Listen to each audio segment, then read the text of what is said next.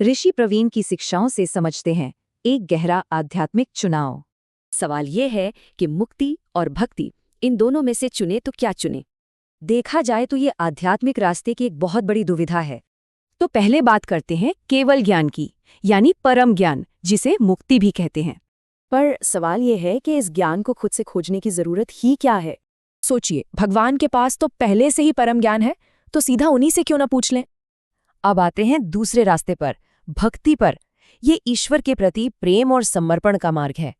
और मजे की बात यह है कि भक्ति में एक नहीं बल्कि दोहरा आनंद है। एक तो भगवान की भक्ति का आनंद और दूसरा केवल ज्ञान का आनंद भी इसी में शामिल है।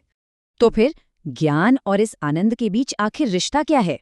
बात यह है कि भक्ति का मजा बस तभी तक है जब तक केवल ज्ञान नहीं मिल जाता। जैसे ही केवल ज्ञान मिला, समझो भक्ति का वो खास आनंद चला गया।